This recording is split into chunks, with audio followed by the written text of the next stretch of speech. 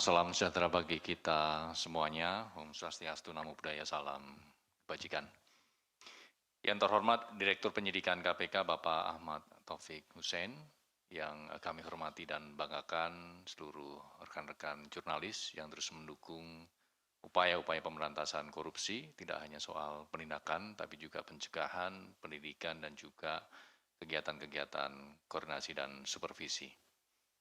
Pada kesempatan kali ini kami akan menyampaikan terkait dengan pengembangan penyidikan perkara dugaan tindak pidana korupsi terkait dengan kebabeanan di lingkungan Ditjen Bea dan Cukai Kementerian Keuangan. Perkara yang bermula dari peristiwa tertangkap tangan ini tentunya ini juga sekaligus menegaskan bahwa peristiwa tertangkap tangan seringkali menjadi pintu masuk bagi KPK untuk melakukan penelusuran, melakukan pendalaman lebih jauh kepada pihak-pihak lain yang diduga mempunyai peran penting dalam konstruksi perkara tersebut. Untuk itu pada kesempatan kali ini kami persilakan kepada Pak Dirdik untuk menyampaikan terkait dengan pengembangan penyidikan perkara dimaksud.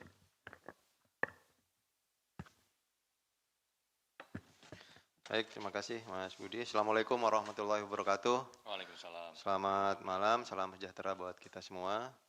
Yang terhormat Mas Jubir, Mas Budi, dan yang saya hormati teman-teman jurnalis, wartawan pers yang ada di KPK. Baik, seperti tadi sudah dibuka oleh Mas Jubir, bahwa hari ini kita akan sampaikan update penanganan perkara penyidikan yang sudah kita menetapkan tersangka atas pengembangan penyidikan yang pertama dari kegiatan tertangkap tangan terkait bea cukai. Jadi ada 2 sprindik sebagaimana sudah kita sampaikan sebelumnya. 1 sprindik yang sudah ada tersangka yang hari ini akan kita sampaikan secara detail konstruksi perkaranya. Kemudian yang kedua ada sprindik belum ada nama tersangka atau sprindik umum terkait pengembangan perkara bea cukai juga yang sampai saat ini masih terus dilakukan pendalaman-pendalaman oleh tim penyidik untuk kemudian kita selanjutnya menetapkan tersangkanya. Jadi ini merupakan bagian dari komitmen kita terus mengembangkan perkara-perkara yang diawali dengan peristiwa tertangkap tangan, gitu. Bukan hanya juga yang sudah carry over, kemarin kita sudah update untuk pengembangan perkara yang carry over, kita sudah melakukan beberapa percepatan penahanan-penahanan terhadap tersangka yang perkara tunggakan.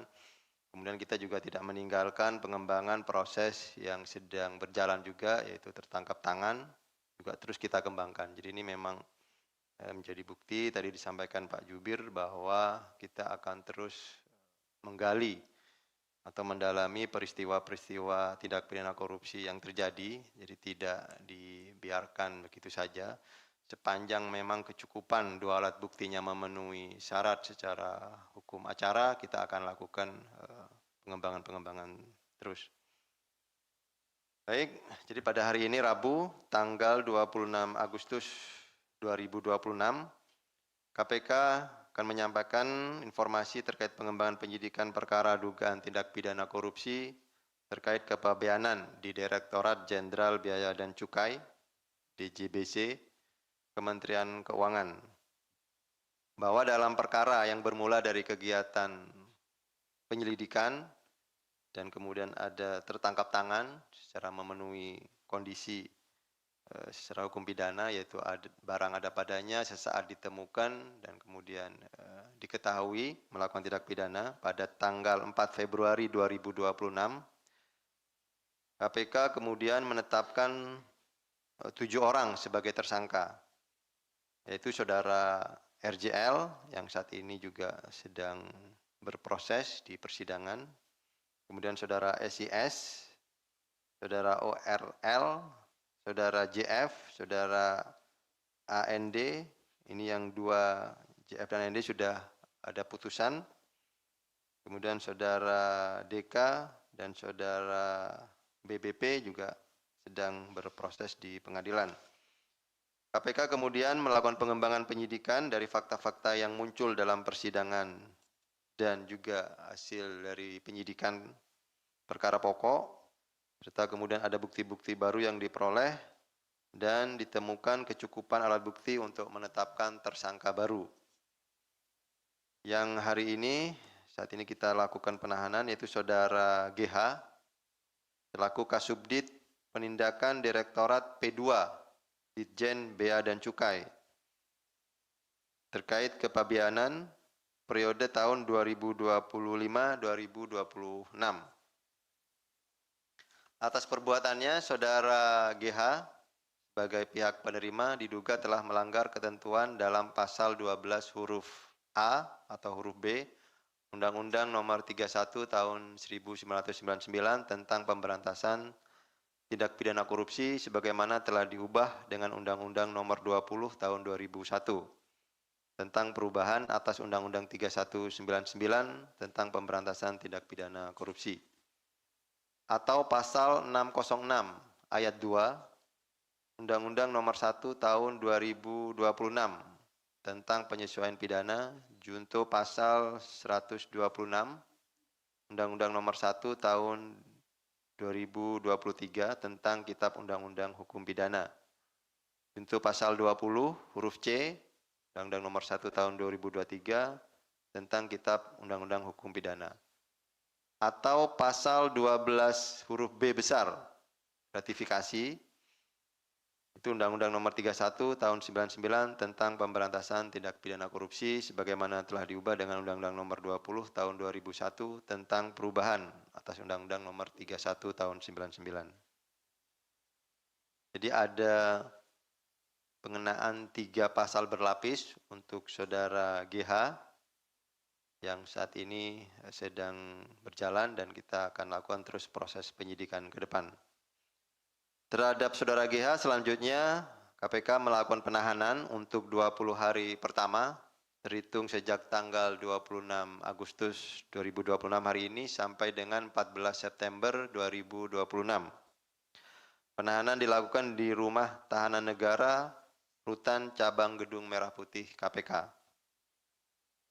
Adapun konstruksi perkaranya bahwa pada bulan Juli 2025 Saudara JF selaku pemilik PT BR dipanggil oleh Saudara ORL selaku Kepala Seksi Intelijen Direktorat Jenderal Bea dan Cukai atau Kasih Intel DJBC. Dalam pertemuan itu, Saudara JF menjelaskan terkait kegiatan usaha korporasi miliknya, serta meminta pihak Bea dan Cukai untuk memberikan informasi apabila ada atensi atau ada temuan-temuan terkait kegiatan di PT BR. Kemudian diduga ada permintaan sejumlah uang dari Saudara ORL untuk Subdit Penindakan dan Subdit Intelijen. Beberapa hari setelahnya, Saudara JF kembali dipanggil ke kantor pusat Bea dan Cukai untuk menemui Saudara RZL, selaku Direktur Penindakan dan Penyidikan DJBC, periode 2024 sampai 2026, dan Saudara GH, selaku Kasubdit Penindakan Direktorat P2, Ditjen Bea dan Cukai terkait kepabeanan tahun 2025-2026. Jadi ada beberapa kali pertemuan yang kemudian diikuti oleh Saudara GH ini di kantor DJBC. Dalam pertemuan lanjutan tersebut, Saudara JF meminta bantuan untuk memperlancar setiap proses kepabean atau custom clearance atas perusahaan miliknya. Sebagai tindak lanjut dari pembahasan tersebut, RZL menawarkan kepada Saudara JF untuk bertemu dengan Saudara DBU selaku Direktur Jenderal Bea dan Cukai. Selanjutnya terjadi pertemuan, ini lanjut ke pertemuan berikutnya, di sebuah hotel di Jakarta Pusat antara Saudara DBU, RZL dan GH, serta sejumlah pihak yang turut hadir dari Bea dan Cukai dengan beberapa pengusaha, salah satunya Saudara JF. Bahwa setelah pertemuan tersebut, Saudara JF kembali dihubungi ORL untuk membahas besaran uang yang harus disiapkan oleh Saudara JF. Adapun Saudara RL menyampaikan sejumlah permintaan dengan nominal yang berbeda-beda, yakni untuk BC1 senilai 2M, BC2 sebesar 1M, dan BC3 sejumlah 500 juta. Yang ini sebetulnya dokumen dan keterangan-keterangan para pihak sudah pernah disampaikan di persidangan sebelumnya di perkara pokok. Beberapa hari berselang, Saudara RL mengubah nominal permintaan tersebut kepada Saudara JF menjadi BC1 senilai 3M, BC2 sebesar 2M, dan BC3 sejumlah 1M. Atas permintaan tersebut, Saudara JF kemudian menyanggupi dan memerintahkan stafnya untuk menyetorkan jatah uang bulanan, tadi sebagaimana diminta oleh Saudara ORL, dalam bentuk SGD untuk BC1, BC2, dan BC3 serta sejumlah pegawai di Subdit Intelijen termasuk ORL dan Subdit Penindakan. Terkait jatah dan untuk Subdit Penindakan diberikan melalui Saudara EPW selaku Kepala Seksi Penindakan Kepabeanan 1, termasuk jatah untuk Saudara GH yang saat ini kita lakukan penahanan dan sebagai tersangka, yang diserahkan oleh Saudara EPW di ruang kerjanya. Jadi untuk jatah Saudara GH itu diberikan oleh Saudara EPW di ruang kerja yang bersangkutan setiap bulannya. Bahwa kemudian RJL turut memberikan arahan kepada stafnya di Direktorat P2 DJBC lewat pernyataan, kalau ada apa-apa di lapangan, Blu-ray dibantu ya. Adapun maksud dari penyampaian RJL ini agar mempercepat setiap proses pemeriksaan fisik kontainer milik perusahaan JF atau PTBR agar tidak menunggu terlalu lama. Bahwa pihak JF memberikan uang kepada pegawai Subdit Penindakan Direktorat P2 DJBC dengan tujuan agar mendapatkan perhatian khusus dalam proses penindakan yang dilakukan oleh Direktorat Penindakan DJBC. Sehingga dalam kurun waktu bulan Juli 2025 sampai dengan Januari 2026, Saudara JF selaku pemilik PTBR diketahui telah menyetorkan uang kepada sejumlah pihak di Bea dan Cukai dengan total mencapai 61,9 miliar, di mana senilai 3,25 miliar itu diantaranya diterima oleh Saudara GH atau tersangka GH. Dalam pengembangan penyidikan perkara ini, penyidik juga telah melakukan penyitaan beberapa hasil kegiatan penyidikan yang berjalan, itu ya, ada melakukan penyitaan terhadap 3 unit kendaraan motor roda 2 berjenis motor gede atau moge, yaitu BMW tipe R9 T Scrambler, Kawasaki tipe ZR 900C, dan Triumph tipe Bonneville Bobber,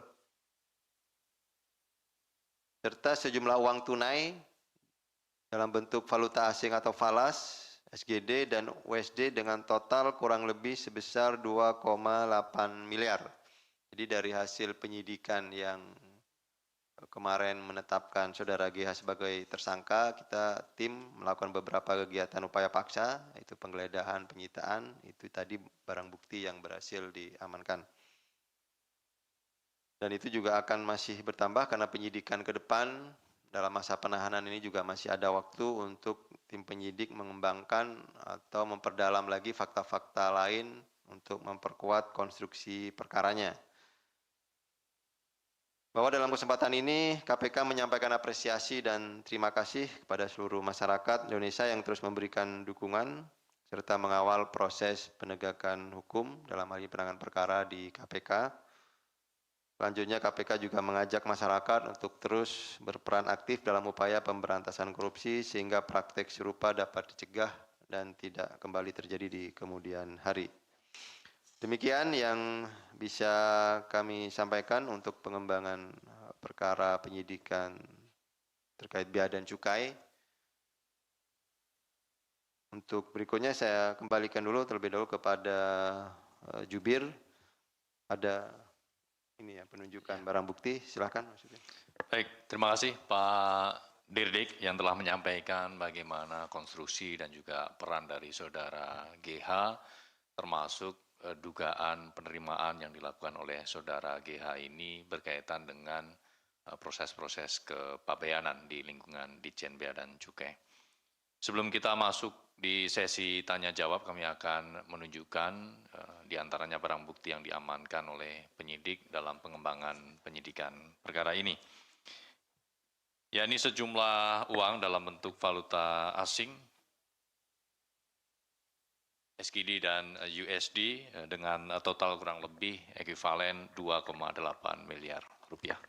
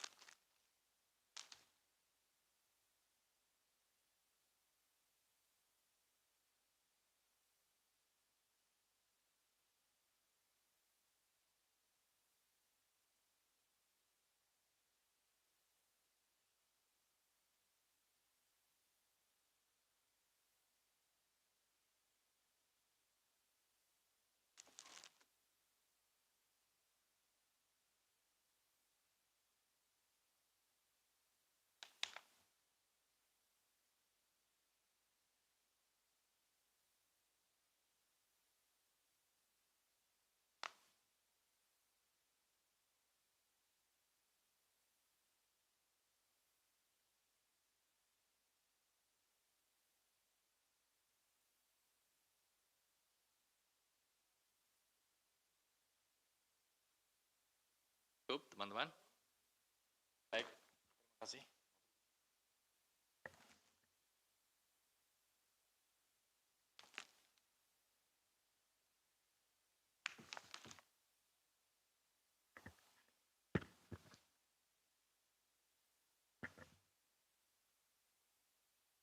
Jadi barang-barang sitaan baik dalam bentuk kendaraan bermotor maupun uang semuanya sudah dikelola di rubasan KPK untuk tertib administrasi sekaligus tertib dalam penyimpanan barang-barang sitaan pada proses penyidikan perkara di KPK. Baik rekan-rekan jurnalis, kita akan buka sesi tanya jawab. Sesi pertama terkait dengan perkara ini. Mohon langsung on point pertanyaannya. Kita ke sisi sayap kanan ada Mas Rehan, Mas Jamal, dan juga Mbak Caca. Silakan Mas Rehan. Tes. Selamat malam Pak Taufik, Mas Budi. Ada beberapa pertanyaan yang mau saya tanyakan terkait perkara ini. Yang pertama adalah untuk peran dari Gatot sendiri ini secara spesifik seperti apa ya Pak ya? Karena di Pointers ini kan dia cuma ikut gitu melakukan pertemuan bersama John Fit, Rizal maupun Jaka Budi juga gitu. Itu yang pertama gitu. Terus yang kedua adalah ini mengenai pembelian motor gede itu Pak.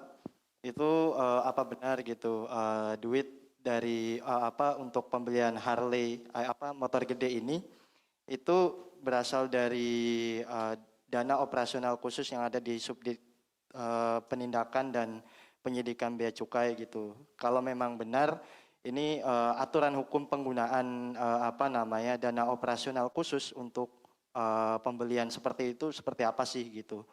Itu terus yang ketiga ini apa benar gitu ada keterangan dari Gatot yang menyatakan bahwa Pak Gatot ini menyediakan moge juga untuk Jaka Budi gitu. Itu mungkin aja Pak. Sekian. Baik, 3 poin Mas Rehan, terima kasih. Mas Jamal, silakan. Yes, terima kasih Mas Jubir, Pak Taufik. Ada beberapa pertanyaan nih. Dari barang bukti dolar Singapura ini, apakah itu termasuk dari nilai ratusan juta yang ditemukan tim penyidik dari plafon di rumah Gatot di Malang? Apakah itu termasuk juga? Lalu ini masih nyambung terkait bea cukai Pak, tapi tidak terkait dengan Gatot. Di dalam persidangan itu terungkap adanya percakapan antara Rizal dengan Orlando. Di mana dalam percakapan itu si Rizal meneruskan pesan dari mantan Dirjen Bea Cukai Askolani. Pesan itu berisi data intelijen, Pak. Nah, apakah informasi intelijen mengenai adanya pemantauan atau rencana mutasi terhadap Rizal itu sudah didapati oleh KPK? Lalu, apakah KPK juga sudah mempunyai informasi terkait terkait dugaan adanya perintangan penyidikan, Pak, yang dilakukan oleh Askolani ini karena membocorkan informasi intelijen ini terhadap pihak yang akan dimutasi. Nah, dalam dokumen tersebut, Pak, data intelijen itu juga disebutkan bahwa Rizal mengumpulkan uang, Pak, dari pengusaha importir untuk melobi Menteri Keuangan Purbaya agar Rizal ini tidak dimutasi, Pak.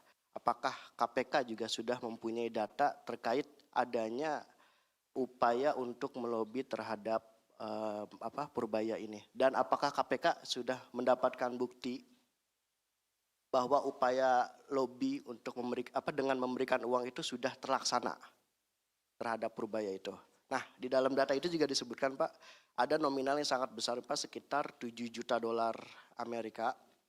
Itu dikumpulkan untuk menyuap pejabat mutasi di Kementerian Keuangan dan anggota DPR Komisi 11.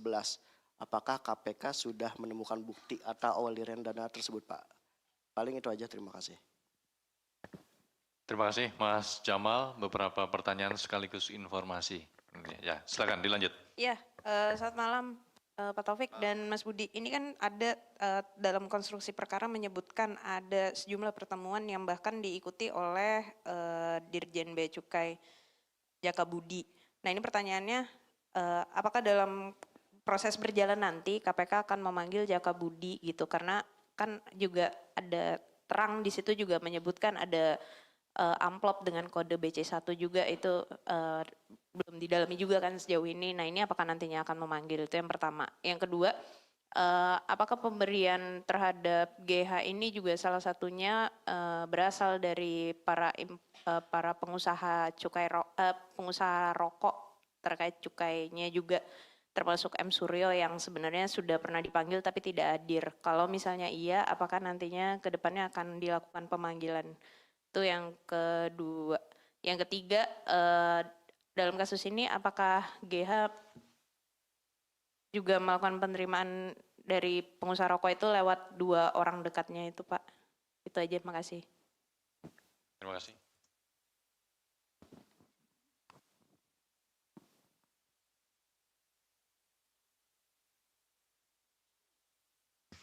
Baik, terima kasih. Ada 3 penanya. Ini pertanyaannya bercabang, sangat lengkap. Silakan Pak Dirdik.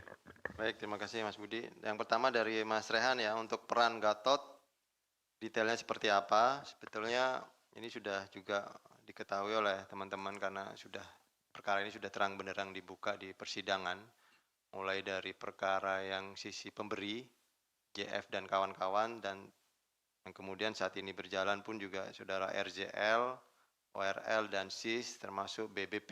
Jadi sebenarnya sudah banyak terungkap ya. Nah, khusus peran GH ini memang yang bersangkutan mengetahui terkait adanya pertemuan-pertemuan yang di dalamnya kemudian ada kesepakatan-kesepakatan untuk mengamankan usaha dari si PT BR gitu ya. Dan salah satu pertemuannya bahkan kan di ruangan saudara GH sendiri. Jadi memang ada beberapa pasal yang tadi kami sampaikan, ada berlapis itu tadi ini menyambung ke pertanyaan si pemberian dari Mbak Sasa tadi ya, yang pertama bahwa itu juga akan didalami oleh tim penyidik. Makanya kenapa ada 3 pasal berlapis, karena tentunya ketika pasal suap itu terkait dengan adanya perbuatan, ada transaksi di situ, ada negosiasi. Kenapa ini uang dikasih? Oh, karena ini memang untuk ngurus PT BR. Tapi kemudian ada uang-uang lain yang kemudian hasil penggeledahan, hasil keterangan, permintaan keterangan, ada periman-periman lain, itu tentunya kan jadi tantangan buat tersendiri tim penyidik. Makanya ada pasal gratifikasi, apakah salah satunya nanti dari tadi terkait cukai atau penerimaan-penerimaan lain, karena yang bersangkutan merupakan kasubdit penindakan. Penindakan ini tentunya yang Kalau teman-teman mungkin mengetahui terkait ketika ada transaksi di laut atau ada pengiriman-pengiriman terkait cukai di jalan, nah yang seperti itu mungkin ada penerimaan-penerimaan terkait yang lain. Makanya kita pasalnya berlapis begitu. Nah, terkait cukai ini nyambung dulu ke Mbak Sasa karena memang kita sudah jelaskan dari beberapa informasi sebelumnya kami update bahwa kita membuka penyelidikan baru terkait hal itu. Tapi karena memang masih penyelidikan kita belum bisa sampaikan terlalu detail gitu ya karena penyelidikan memang masih belum bisa disampaikan ke publik. Kemudian ke masalah yang kedua, untuk pembelian motor gede memang ada penyampaian atau keterangan dari beberapa saksi dari pihak bea cukai. Tapi kemudian dari pendalaman yang dilakukan oleh tim penyidik itu hanya digunakan untuk sementara begitu. Artinya nanti diganti oleh pemberian-pemberian yang dari salah satunya dari pihak PT BR. Jadi memang penggunaan dana operasional di bea cukai itu memang ada, kita temukan fakta memang itu ada, tetapi itu lebih ke arah penggunaan terkait apabila ada kegiatan-kegiatan yang tidak tercantum atau tertulis dalam DIPA. Gitu. Jadi artinya kegiatan operasional non DIPA yang kemudian itu dianggarkan khusus tersendiri dengan istilah dana operasional khusus. Tapi itu masih konteksnya masih masuk konteks APBN begitu. Artinya ini memang harusnya kepentingannya untuk kegiatan-kegiatan yang misalkan yang rahasia, operasi-operasi yang rahasia itu menggunakan anggaran yang kemudian dinamai dana khusus gitu ya. Jadi secara alat bukan yang ada di DIPA, nama kegiatannya tidak ada di DIPA, tetapi sumber anggarannya itu ada dalam APBN masih dalam lingkup Dirjen Bea dan Cukai. Nah ini yang kemudian di mix oleh teman-teman di DJBC seolah-olah kemudian menggunakan itu dulu, tapi nanti kemudian ini sebenarnya akan dipakai dana-dana yang dari pihak swasta gitu. Jadi kayak di revolving gitu. Jadi dipakai dulu sehingga ketika ada pertanyaan-pertanyaan dari penyidik di awal-awal ya, ketika kita belum mendalami itu benar ini istilahnya adalah dana operasional khusus. Tetapi ketika kita dalami rupanya itu nanti diganti dengan dana yang ini. Dana khususnya benar-benar dipakai yang memang untuk kegiatan operasional benar gitu, tapi rahasia gitu. Kira-kira gitu gambarannya. Kemudian untuk penyiapan apa tadi? Penyiapan moge. Ya ini masih didalami oleh tim karena memang ada hasil penggeledahan kan baru ditemukan 3 ya. Apakah nanti ada lagi penyiapan moge untuk pejabat-pejabat lain itu masih terus didalami dalam penyidikan yang saat ini berjalan untuk penyidikan dengan tersangka GH. Baik, kemudian untuk Mas Jamal, untuk BBSGD, betul ini hasil penggeledahan kegiatan upaya paksa yang dilakukan di daerah Jawa Timur, tepatnya di Malang ya, mungkin sudah disampaikan oleh Mas Jubir terkait update kegiatannya saat itu.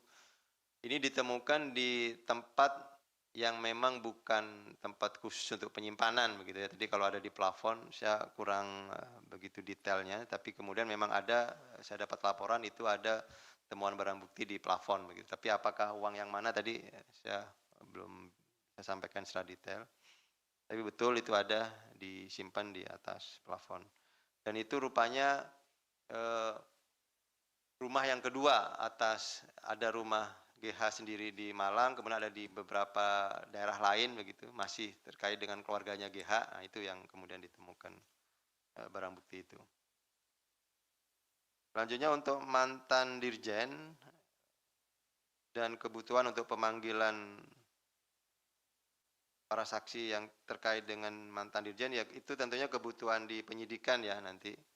Kita lihat perkembangannya ke depan seperti apa. Dan untuk informasi tadi yang disampaikan Mas Jamal, memang ada sedikit informasi yang disampaikan ke penyidik, tetapi itu bukan menjadi hal yang difokuskan, karena awal-awal cerita tertangkap tangan itu kan pemberian yang dari PT Blu-ray begitu ya. Tapi apakah kemudian ada semacam dinamika di internal BC, ada mutasi seperti itu hanya informasi yang membackgroundi di kegiatan penyidikannya sendiri, tetapi kami pastikan itu di luar fokus penanganan perkaranya atau fokus ke arah pembuktiannya, karena murni kita pemberian yang terkait kegiatan BC dengan PT BR. Sehingga itu memang ada informasi, tetapi nanti itu perlu didalami lagi di kegiatan proses yang saat ini berjalan. Apakah memang nanti ada kaitannya di perkaranya begitu, karena ada informasi itu untuk mengamankan juga kegiatan-kegiatan di kepabeanan ya, karena ada upaya-upaya dari sisi swastanya mungkin begitu untuk membantu. Kemudian yang ketiga, Mbak Sasa tadi untuk pemanggilan ini sudah pernah kita lakukan dan sebetulnya sudah ada permohonan reschedule gitu, tapi apakah nanti akan ada pemanggilan lagi itu tergantung kebutuhan penyidikan gitu ya.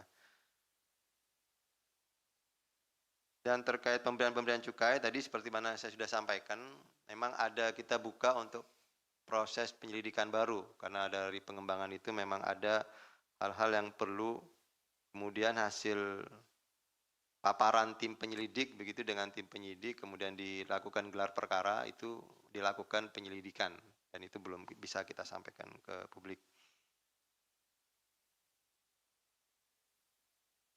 Yang untuk terakhir tadi GH bertemu dari orang dekat itu maksudnya apa?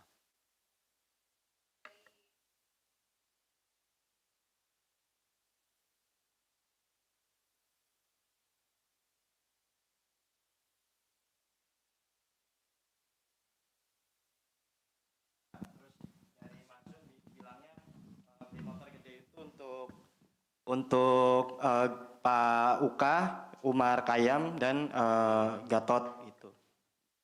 Nah itu gimana? Apa benar gitu Pak? Ya itu mungkin nanti tunggu aja pengembangannya karena saat ini pun juga yang saat ini berjalan pun juga akan memperdalam terkait itu gitu ya karena ada barang bukti moge ini kan tadi udah ada 3. Apakah ada kemudian penyerahan atau pembelian lain itu menjadi materi yang akan disampaikan nanti berikutnya ketika memang sudah ada kecukupan alat buktinya gitu ya. Baik, terima kasih Pak Dirdik. Kawan-kawan masih ada lagi terkait dengan perkara ini? Mas Mario, satu saja. Pak Dirjen tadi sudah direspon.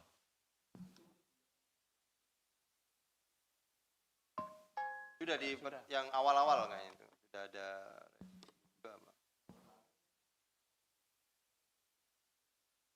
Coba nanti kita cek dulu ya terkait dengan itu.